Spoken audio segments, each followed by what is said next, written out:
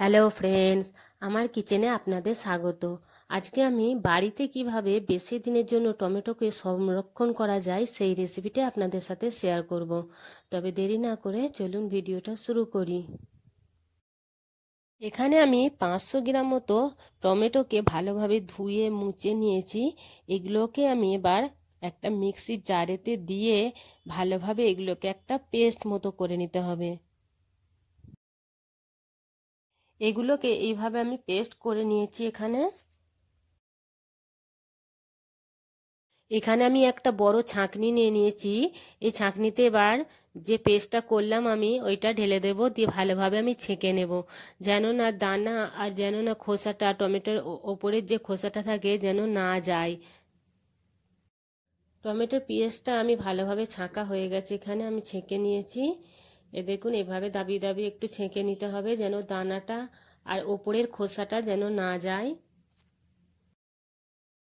দেখুন সিরিপ এখানে খোসা আর দানাগুলোই আছে। এবার এই টমেটো পেস্টটাকে আমি একটা ফ্রাই প্যানে ঢেলে দেব, দিয়ে ভালোভাবে নেড়ে নেড়ে আমাদেরকে পানিটাকে একদম শুকিয়ে নিতে হবে। এখানে আমি একদম অল্প সামান্য লবণ দিয়ে দিচ্ছি। এখানে টমেটোর পেস্টটা থেকে একদম পানি মরে গেছে, পুরো শুকিয়ে নিয়েছি। এবার এগুলো আমি খুব ভালোভাবে ঠান্ডা করিয়ে নেব। এখানে আমি একটা আইস কিউব ট্রে নিয়ে নিয়েছি, ওতে আমি টমেটো পেস্টটা অল্প অল্প করে ভরে দেব। এগুলোকে আমি ভরে নিয়েছি, এগুলো এবার আমি ডিপ ফ্রিজে রেখে দেব যতক্ষণ পর্যন্ত না জমে যায়। এই দেখুন বন্ধুরা, আইস কিউব থেকে আমি বার করে নিয়েছি, এগুলোকে একদম জমে গেছে। এগুলো এবার আপনি যে কোনো সবজিতে, যে কোনো তরকারিতে আপনি ব্যবহার করতে পারবেন।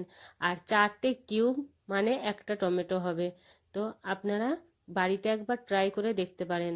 যদি ভিডিওটা ভালো লেগে থাকে তবে লাইক, কমেন্ট, শেয়ার আর সাবস্ক্রাইব করতে মোটেও ভুলবেন না। ভিডিওটা দেখার জন্য অনেক অনেক ধন্যবাদ।